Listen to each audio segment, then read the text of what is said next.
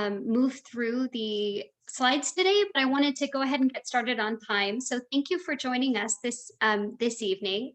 My name is Kirsten Mijos, and I work for continuing and professional education at University of California at Davis.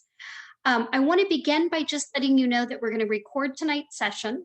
So there is a chat function that will not be recorded. So know that when you type questions into the chat, no identifying information about yourself will be there. But I'm going to go ahead and start recording now. So I just wanted to make sure that you're aware of that. So again, welcome to the Executive Leadership Program information session. Again, my name is Kirsten Mijos. I am a proud UC Davis alumna and happy to join you this evening. And I have a group of folks who are experts in this field of executive leadership, and I'm excited to introduce them this evening. I'll begin with Dr. Cleveland Justice. Could you kick us off, please? Hi there, this is Cleve Justice. It's great to see everybody here. Thanks, Kirsten. It's an honor to be here and give you some information on the session. So we'll hear more from me in a little bit. And Dr. Justice is the director of the Executive Leadership Program, so you'll definitely hear more from him later on. And then we also have Bridget Alvarez tonight.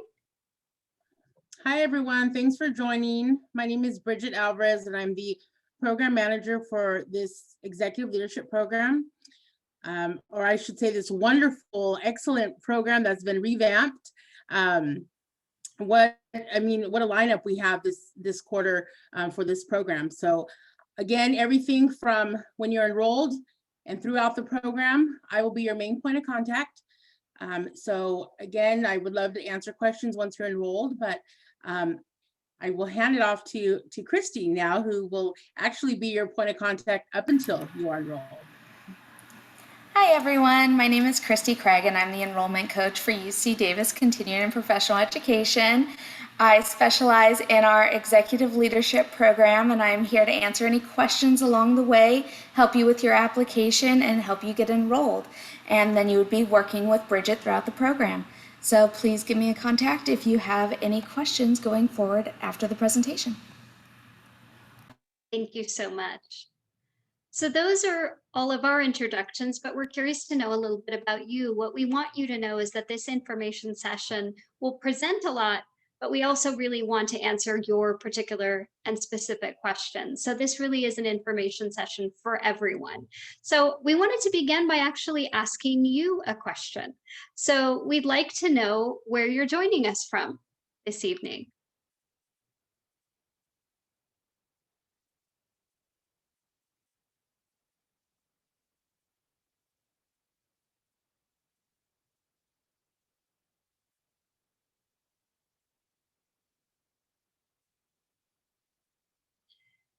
And that seems about right.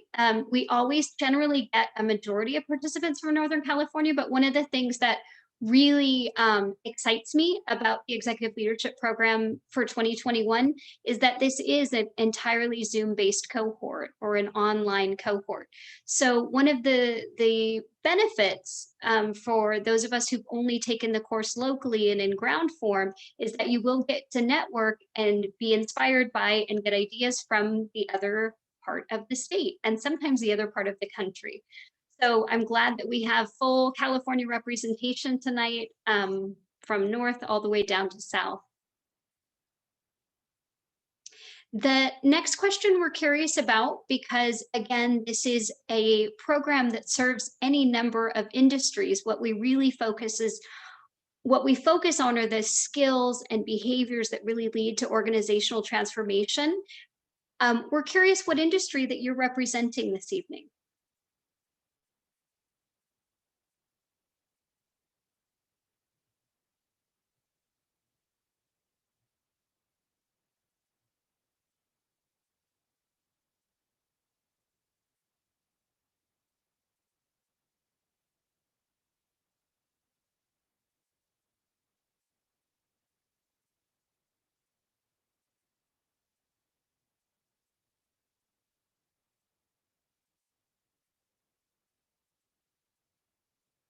Great. And you can see here that like most of our executive leadership cohorts, one of the benefits of the UC Davis program is that you'll get to interact with a wide diversity of different industries. I think that's one thing that makes Northern California and the Sacramento area particularly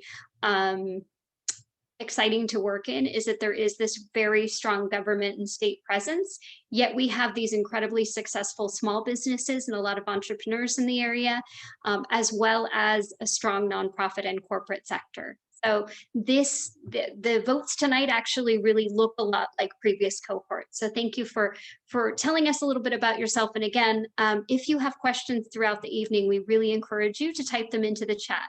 We anticipate that we'll get most of those answered, but if we don't, or you just want to get them addressed sooner, please, we invite your questions this evening. The next thing we thought you'd want to know is sort of the value proposition for this executive leadership program. We know that we are not the only executive leadership program that you have to look at, but one of the things that I think we as a university, and particularly a research university, bring are some best practice, some ways to exhibit best practices and some ways to really implement research-based approaches to leadership, as well as some really amazing top-notch faculty members and instructors. So you'll get to see that in the next slide, some of the folks we've invited to come and address the group. And what we've done is created an environment wherein we'll have a case study, an expert come in, a local leader, usually a Davis alum or a particularly influential individual in the Sacramento area. And then we've actually brought in professional facilitators to increase the learning that comes from that case study and really go further. So it won't just be a passive listening to how did I do it, but it's listening to how an individual did it and then finding out through an exercise how to do it yourself. You'll also get the benefit of an incredibly powerful network of UC Davis alums and current business leaders.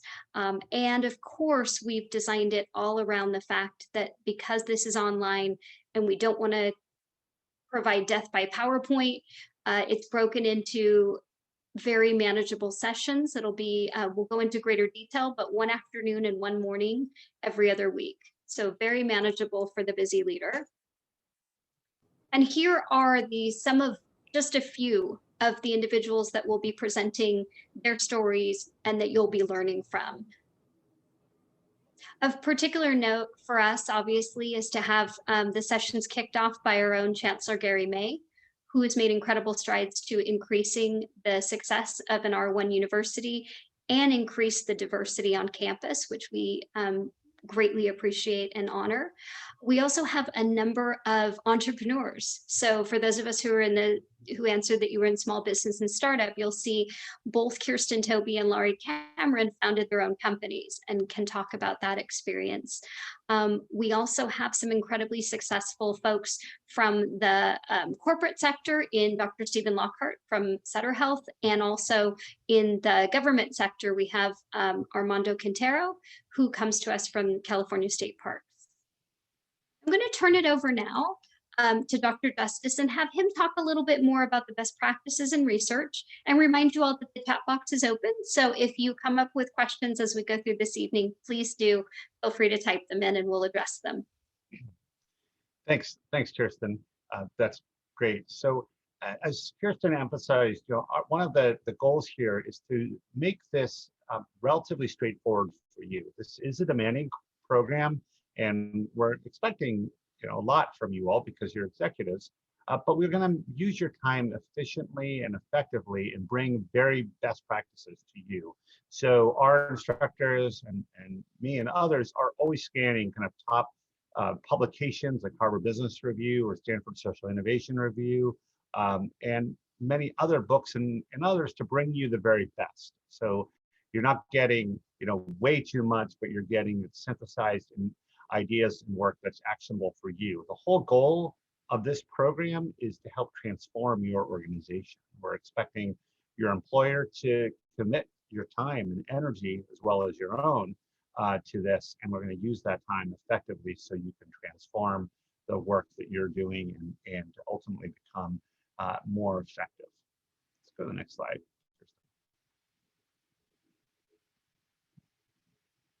So the program is organized around 4 pillars, and then in the next slide, I'll talk about the curricular components. So the 4 pillars for this program, first and foremost, is the curriculum. This is leading edge curriculum. It's the kind of work that you will be able to take and immediately apply to your organization. Secondly, and foundationally, is we'll be introducing a 360-degree confidential feedback on your style. So that is an opportunity to really go in and examine yourself as a leader, hear what your employees, your peers, your bosses are saying about you, and using that as a springboard for your organizational transformation plan that will become your opportunity to learn and get that feedback all through a growth lens. To that end, and supporting that pillar is our executive coaching and leadership support. We have certified coaches that are included 2 sessions, confidential sessions. You will arrange with your coach that will help you implement that feedback, look at your goals and potentially early drafts of your organizational plan for feedback, and so you can enhance your work and make it relevant. And then finally, the capstone here is this organizational transformation plan that is something that can be very helpful for selling to your organization for why they're committing your funds and your time to this, and then also that can be that real deliverable for you as you build your company or your organization and take it to the next level. Many of our participants find that to just be absolutely game-changing for their work, and we'll talk a little bit more about that tonight. I'm happy to take more specific questions later on. Let's go to the next slide. The curriculum is another part of this program that we take incredibly seriously, and we've spent a lot of time designing and vetting the curriculum. And these are the 10 kind of key components of the curriculum, and these are all designed and actually redesigned this year, given what we heard from talking among others and from a number of our clients and participants. Part of our work at continuing professional education is to be in touch with leaders throughout our state and region, even internationally. And we heard that there needed to be some changes to reflect all that's been going on in this remote landscape and all the changes going on. So in addition to some of the really favorite sessions around leading as coach and leading and as learning practice, we added a very important session on inclusive leadership and bias to really focus, and that's probably the most requested curricular element that we've been hearing about, just given all the changes going on. How as leaders do we recognize our own bias and create a culture of welcomeness and inclusivity that will ultimately help the teams we lead and help our organization get stronger. Same thing, we also added a component on remote leadership this year, and some of the challenges and opportunities that presents to you as you lead your organizations. And a piece that I'm incredibly excited about that's new this year is this practice of leadership and mindfulness. And we're not talking about some kind of removed sort of go sit on a mountain, but really how can you incorporate mindfulness and mindful leadership that ultimately translates into the bottom line and makes you as a leader stronger and your organization more successful and more profitable. And actually I believe it's on our website, there's an interview with the leader who's going to be leading that session. And we asked her that pointed question, and it's great to hear her answers, and she's going to go into a lot more detail in the session. So this is just a kind of a snapshot of the curriculum, and will give you a sense of where we'll be going throughout the session. And we can also send you a schedule if you're interested in how that looks and how that unfolds throughout the seminar. Great. Next slide. Some of you may be wondering how this will look in terms of your schedule and logistically. This is, as Kirsten mentioned, everything's being delivered by Zoom, of course, and it's over 12 weeks. We have designed this program to be reflective of the fact that you're busy leaders and you want to, you're going to need to carve out time, but we didn't want to impinge upon people's time with their families, because the even, especially now, work and family are so getting blurred, that this will take place primarily during the workday. So we're asking, and the program will go from on Thursday, starting on the first week, which is March 11th, from 2 to 6 p.m. and the following day, Friday, from 9 a.m. to 1 p.m. And that schedule is every other week. And that's with the classroom sessions, with the, which I will be your guide and teach some of the sessions, but also the case study, and then other content experts delivering their specialty in those sessions. We're asking that you meet with a smaller cohort on the other week for 1 to 2 hours for working on your organizational transformation plan. We'll help you organize those groups, but that will allow you a little smaller time and to reflect on your learning and your applicability to your work. So that's approximately 7 hours of content per week, and it's 12 weeks of content. We will be recording the sessions, and so if you want to go back and review something that was covered, however, we do expect you to attend all the sessions. Having said that, we know sometimes things come up, but this is meant to be a cohort-driven program. If you're going to miss more than 1 or 2 sessions, we'd ask that you consider enrolling in a different program in the future when your schedule allows you to commit to it, because we're your guides and giving you some great content, but much of the learning actually happens from the interaction that happens among the people in the cohorts. And that's why it's such a selective program, and why we ask you, and why we require that you apply and get accepted to the program, because we want you to build on that network. We want you to learn from one another and to push each other to get stronger. And then finally, on the components here is this executive coaching piece. I've talked a little bit about that, which is that it's strengths-based. It's something that's going to be intimidating if you haven't done a lot of this at first, but the minute you meet with your coach, you'll discover that it's focused on your strengths and how to get stronger. One of the components of this leadership that we embrace is you're building your strengths here, and you play to your strengths rather than necessarily addressing the weaknesses. And obviously, if they're really significant, we're going to address them. But one of the components of leading research on leadership is that it's about bolstering your strengths and doing more of those things. And so these will be arranged with your coach, and many people find this to be the most valuable part of the whole time. And then finally, is where you're, as part of this program, you're given membership into the UC Davis Cal Aggie Alumni Association, which gives you some terrific resources and connects you with our alumni network, which is a worldwide network. And particularly those of you that are interested in some of the areas where UC Davis has particular strengths. And this is an international network.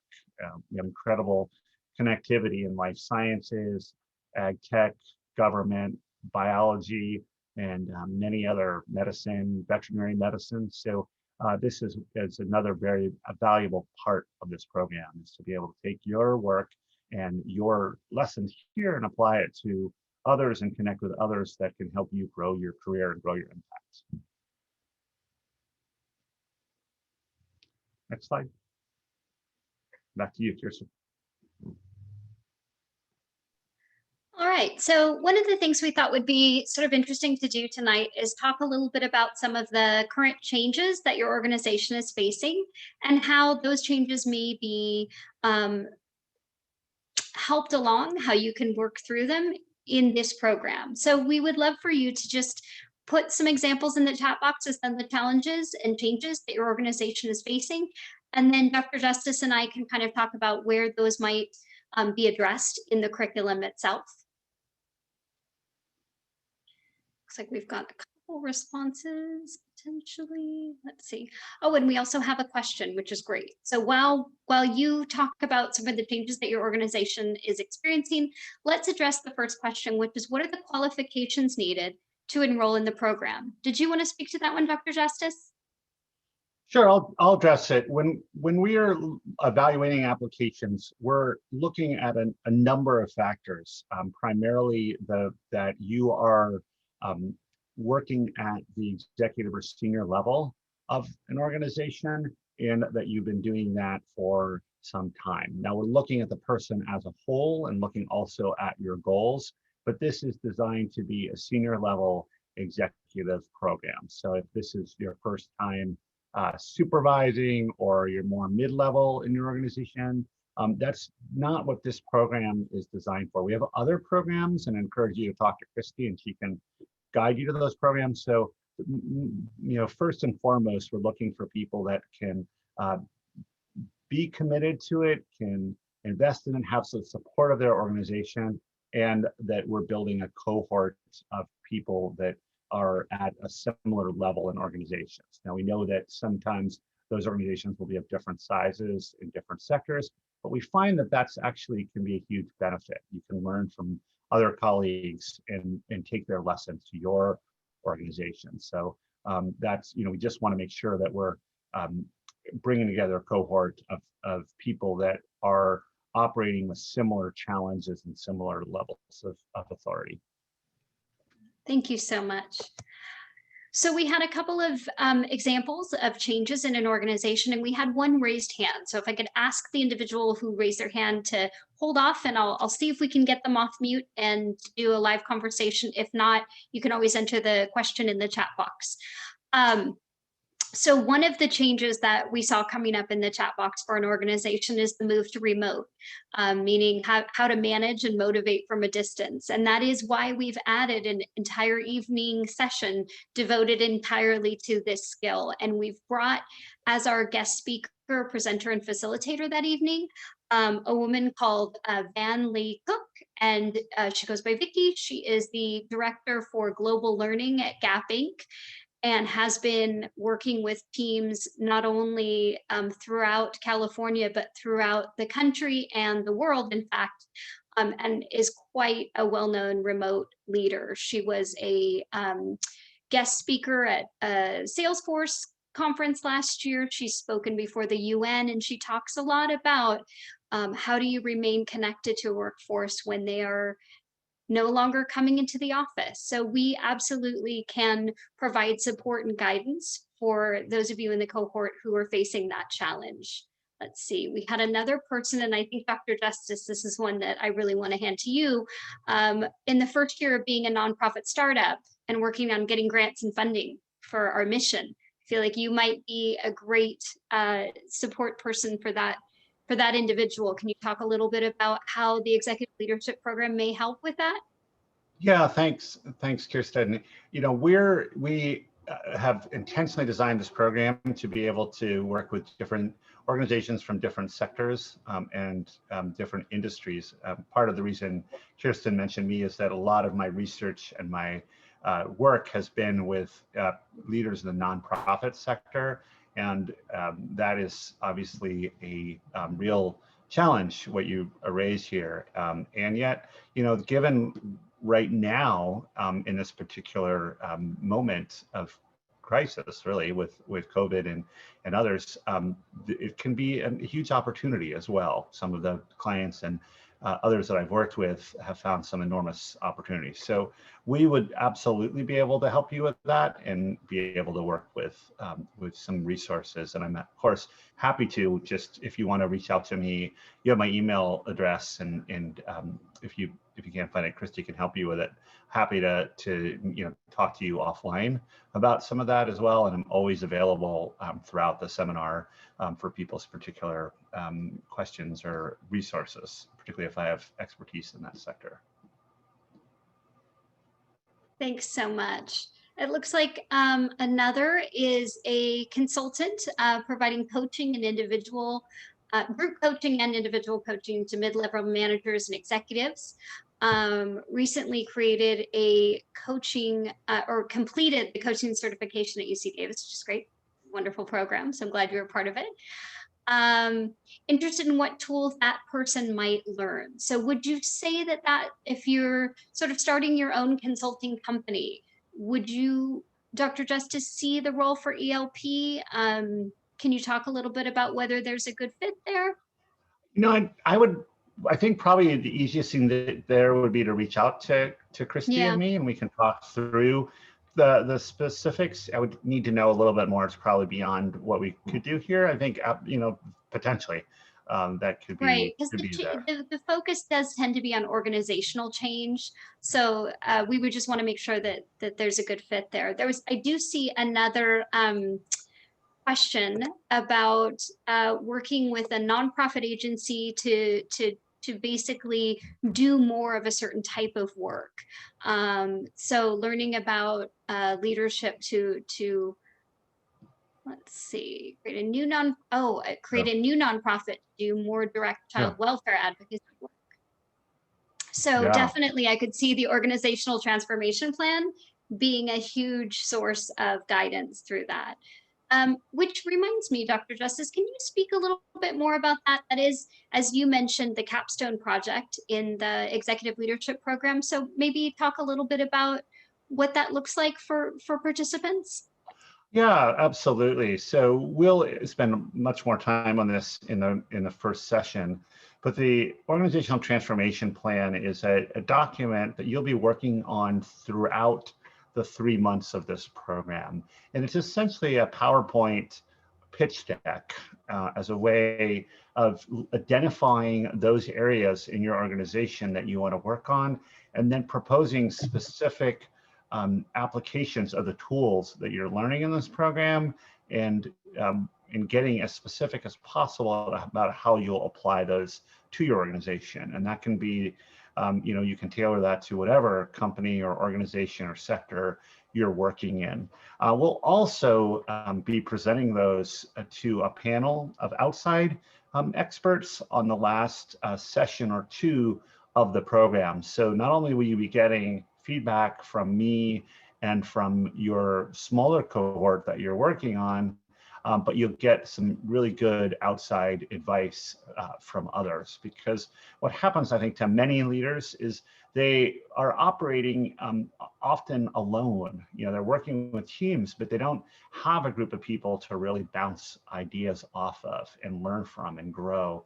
And we find that one of the biggest opportunities of a program like this is to expand your network and to get those ideas out of your head and to be vulnerable.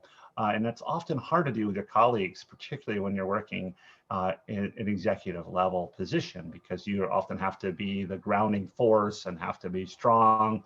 And so this is a chance where you can be vulnerable and you can grow and you can take some risks, because this is a confidential program.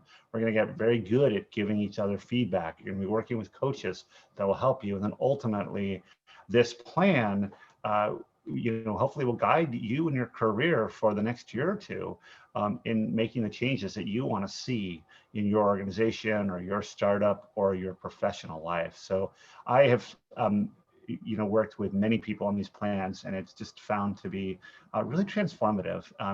Many times it's getting ideas out of your head and committing on paper, or in this case on the screen, to those changes, and then presenting them to others and getting feedback. And that can be a process that can be uncomfortable, and yet it ultimately creates a feedback where the change starts to happen, because we're good as humans at fooling ourselves. And I often learn how much I don't know when I force myself to write it down and present it to other people.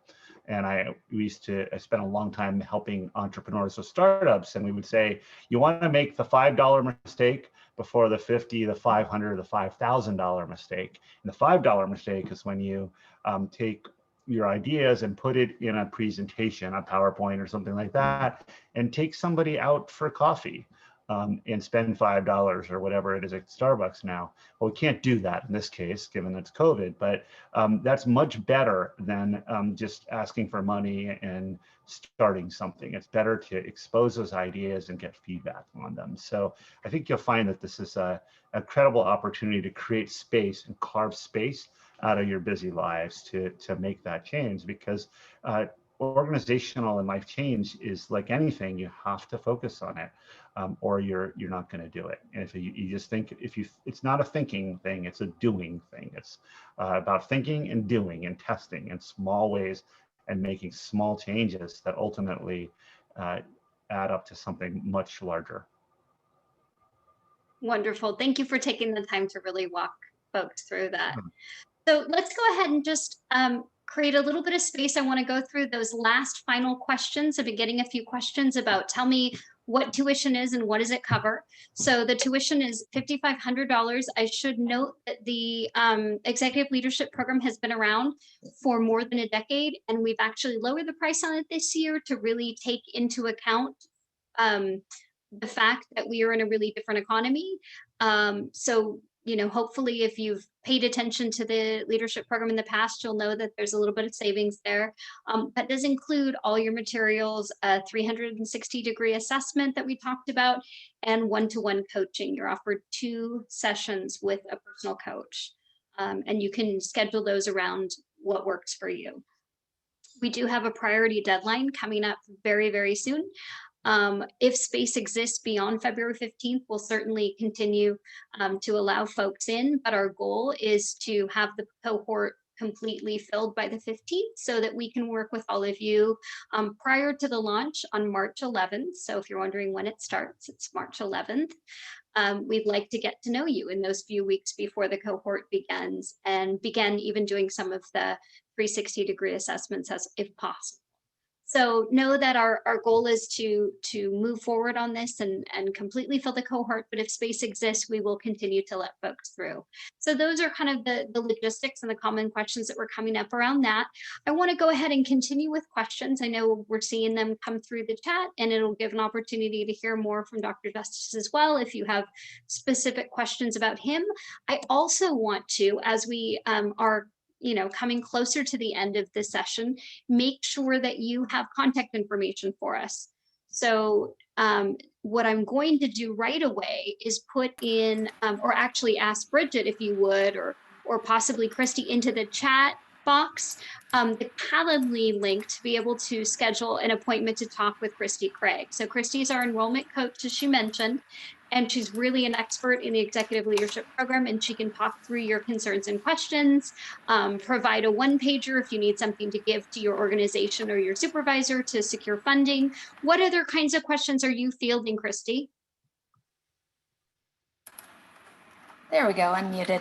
So any questions that you have, I know that the deadline is coming up very quickly, and we are hoping to have your applications received by then. So my flexibility is going to be open to you. If I don't have availability on my Calendly link, please send me a direct email and I'll make sure that you get any information that you need. We will be reviewing the applications as they are received. So if you are needing further information for tuition reimbursement, things like that for your employer, please reach out right away, because I'd love to get you that information and provide you whatever you need.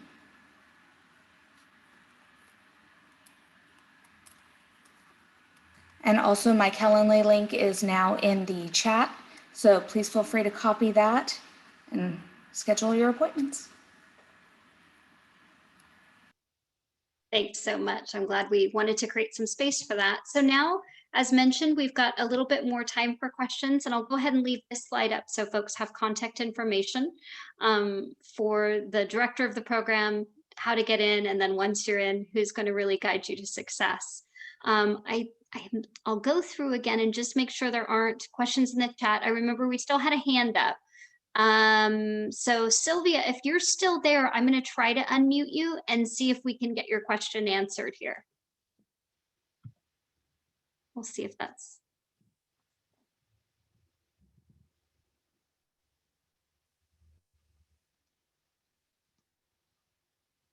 Okay, it looks like I I'm having a hard time unmuting you. So perhaps if possible, if you can put the question in the chat, we'll make sure to hit it that way.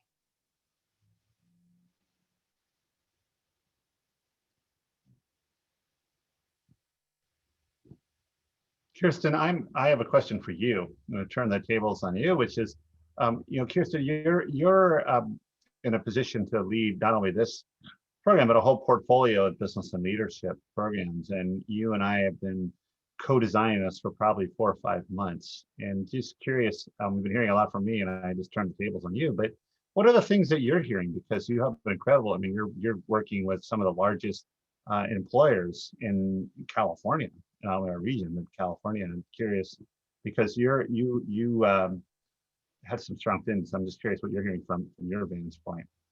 Oh, thank you for the opportunity. Yeah, I think my perspective is informed by 2 things. One, by working with some of our contracted clients to provide management and leadership training all over the state, and a little bit having come from my own leadership journey. So prior to coming here to UC Davis, I was the director for health education for Kaiser Permanente. And I had 5 departments beneath me, about 100 employees in the largest service area in all of Northern California, which is the Sacramento area. So that also informed as I thought about what would an executive leader really need to know. And I think I had an instinct that remote leadership was going to be on folks' minds. So I was glad to hear our new clients are asking for a lot of guidance on that. To your point earlier, we heard a lot about the need for more diversity, equity, and inclusion conversations. So I'm very proud that we were able to secure Dr. Silva in the School of Education, who's done pioneer work on inclusion in education and in leadership. She also used to teach at the Museum of Tolerance, so she will be a wonderful provider of perspective, information, and real learning and growing. So those are 2 that come up a lot with our clients. I would say the other thing that a lot of our clients are looking for is that 360 feedback. So I think it's invaluable. If you're at this level of leadership and haven't had a 360 yet, you need to. And if you're not having them every year, it's a great thing to do. So those are some of the things that I think we really wanted to build in and then keep in the existing program based on client feedback and, again, my own leadership journey. I was also excited to hear from Laurie about the mindfulness practices in leadership. I think for me personally, that's going to be really rewarding to see. Yeah, I was really struck when we were interviewing her last information session about her connection to profitability. Yeah. Because I think it's sometimes in California we can see sort of I almost have a fear if I become too mindful, I'm not going to I'm going to lose my ambition. And she was very comforting to me, and I think the group, to say, no, it's quite the opposite. This is a chance to actually become more effective and more profitable through being a change agent and from a grounded place. The other thing I was interested, one of the fun things that I have been enjoying over the last couple of weeks is preparing our case study speakers. And I was speaking this past week with Dr. Lockhart, who just has been the chief medical officer of Sutter Health, which, as you know, is a multi-billion-dollar company. And he was saying, well, which part of my work do you want me to focus on? I said, well, of course, how are you creating change at Sutter given COVID? I mean, this is an organization that's been operating in certain premises and in certain ways, and COVID comes along, and I think our group's going to want to hear about how you moved a whole health system. And he said, Cleve, actually, that was one of the easier changes I've made. And I said, what do you mean, Dr. Lockhart? And he said, well, it's because there was a common enemy. And he said, the hardest thing for me as a senior leader is rallying all the different parts of our organization and moving in a common direction. He said, when COVID hit, it was clear we had to drop everything and address that. He said, actually, more interesting challenge for me is when I was trying to focus on our environmental sustainability mission. and convince my fellow physicians that that was part of our healthcare mission, that focusing on, the equipment we, use and the medicines we give was important. And they just, said, oh, no, that's just your, this eco person. And said, no, this is part of our healthcare mission. So that was the hardest and most demoralizing part of my leadership, because there wasn't an identified problem. Then he went on to describe that, and it really rang a bell for me in terms of the challenges sometimes we have. They're not always obvious, like COVID. They're the most difficult ones for us as leaders, and we have to rally very different constituencies in our organization around something that's not necessarily a common challenge. And so I'm excited to hear more about it. I'm excited for him to come and talk about that experience. I think all of us as leaders have had that experience of, when do you push, when do you pull, because you never want to drag. So how do you effectively really engage folks and move toward change together? So that I'm excited for that evening. Yeah, I think it's going to be fun. And I also think it's a similar question as around inclusive leadership. That has also been my experience, is that people are hungry for practical tools there.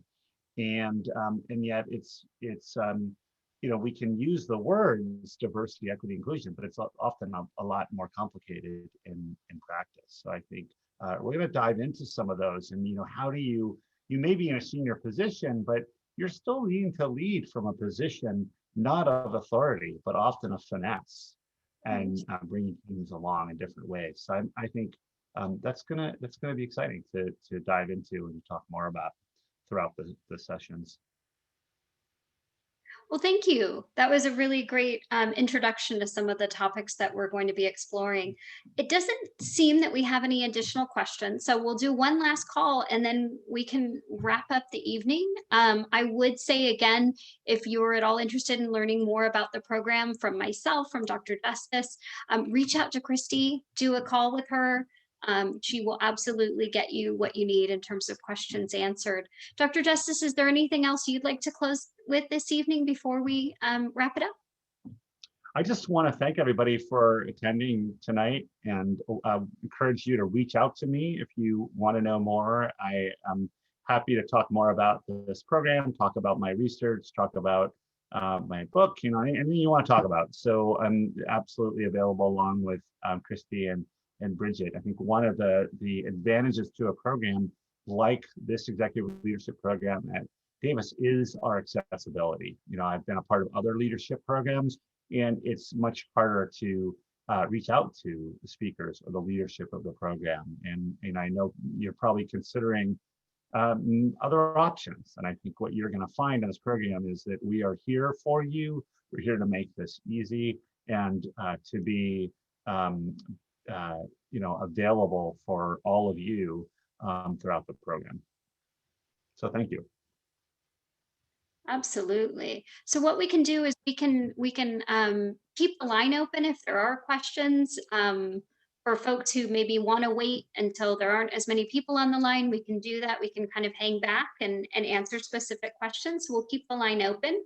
But if you don't have further questions and you're ready to move forward and you booked a time with Christy, then we would encourage you to go ahead and enjoy the rest of your evening. We'll give you back the gift of time. But if you still have questions, we'll leave the line open for another 14 minutes and answer any questions you might have. And probably Cleve and I will talk a little bit more about his career and what he'll be bringing to the executive leadership program. So if you're interested in hearing more about Dr. Justice and his career path and how he became the director of ELP and what he plans to bring into this program, feel free to hang back and join us in that conversation. So I'll go ahead and just start with some of the questions I have for you. Tell me if you have a superpower as a leader, Dr. Justice. What is it? Wow, I want to turn some questions on my boss, on you. Now, what a superpower! Wow. I think my experience with leadership is it's so much more about listening and informal power. And so, I'm always interested in how I can become a good and empathetic listener. And I think that's probably one of my superpowers, is to really listen and to identify with people. I grew up in a household of entrepreneurs, and so business people. My mom and dad were always involved in things, starting businesses.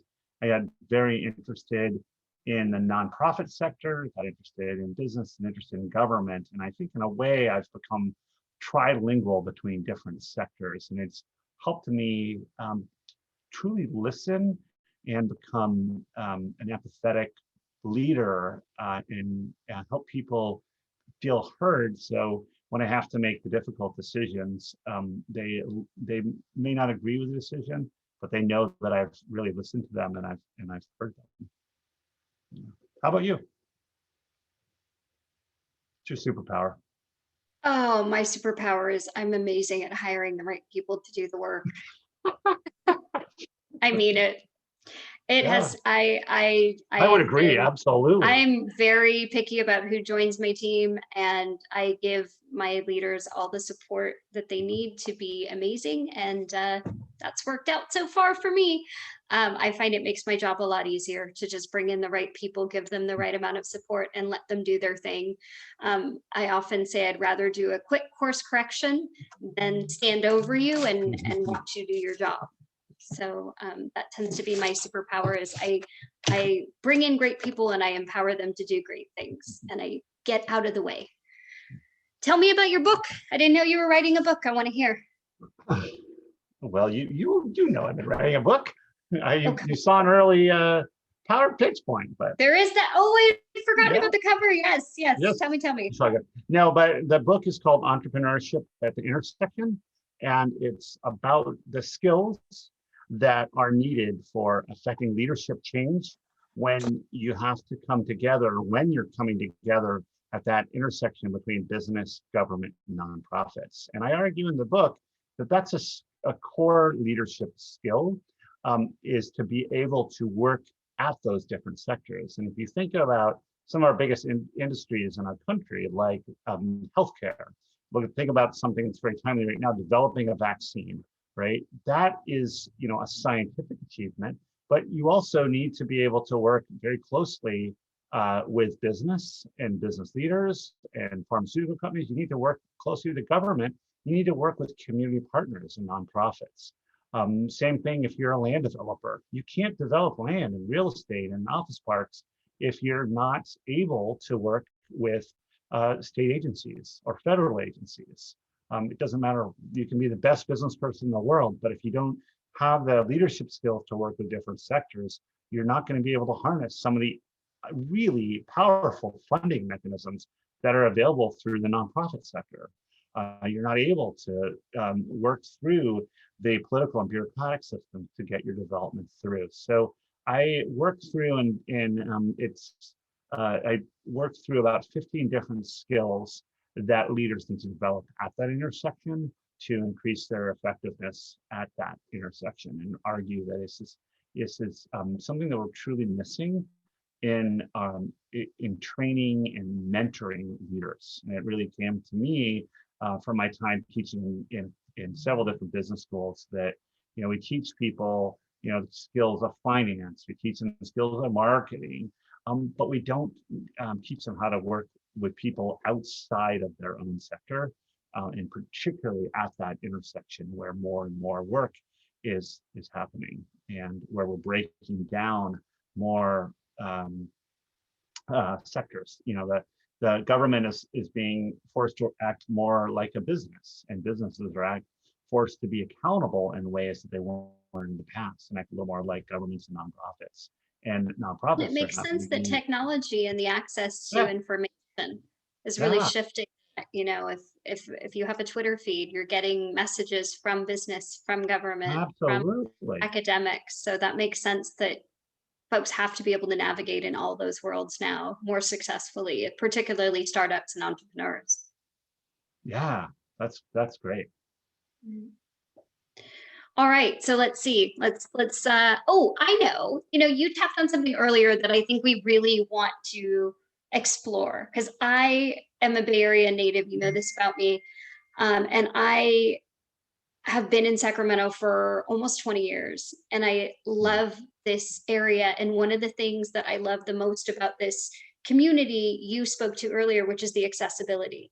The fact that I have a very easy time reaching out, connecting with people, people that, in the Bay Area, I would think it would be much harder to sort of get their ear or get connected with. And I think that's a feature of this program as well. I think every person that we brought in as a guest speaker is someone who'd be willing to meet with anyone in the cohort, during the cohort, and ongoing. So what do you think that's about? Why are we so much better in Davis and in Sacramento at that accessibility piece? I live in the Bay Area, but I've also worked and spent a lot of last 20 years in Davis, Sacramento for work, studies, or teaching, and I've noticed the same thing, and I think it's reflective of the culture of the region, and I think it's people that are choosing to live in the region are there often for lifestyle, for family, for access to other things, and they're consciously choosing that place. It almost feels more like a Midwestern city. I've lived in other places, and it almost feels like you're in a small Chicago area, or a small almost Madison, or something like that, where it doesn't. People just have a little more time, and they care about the human side of things a little bit more, and it may be the connectivity to government or other things, but it is really noticeable. And as you know, I also teach at Berkeley, and I have fondness for that university as well, in the Haas Business School. But it's a different pace, and I think it's reflective of the city and the tech culture there. And you think about many of the areas that we're strong in the Sacramento region, which is things like healthcare and ag and life sciences, and those are often healing, society benefiting inventions and industries, as opposed to developing an app. Yeah, developing an app that will get a cab to your house or a car to your house a lot faster than their competitor. I think it's a different. Preferably in a way that you don't have to speak to anyone. Yeah, exactly. We like to talk to each other, and it's really noticeable.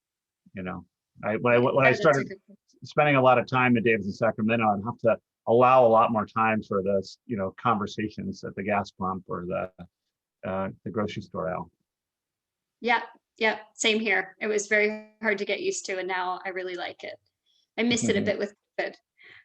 Okay, well, I think this is a great place to wrap up and end the session. Thanks for those of us who've hung in and wanted to learn more. Again, one last call. If you have questions, please put them in the chat. If not, we look forward to having you join this cohort and being a part of ongoing conversations where we really push the bounds of our own leadership capabilities and expose you to ideas and have you practice real world skills to become the leader that you want to.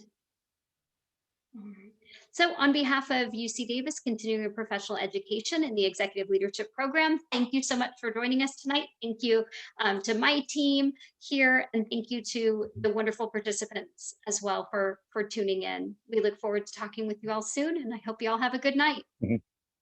Thank you.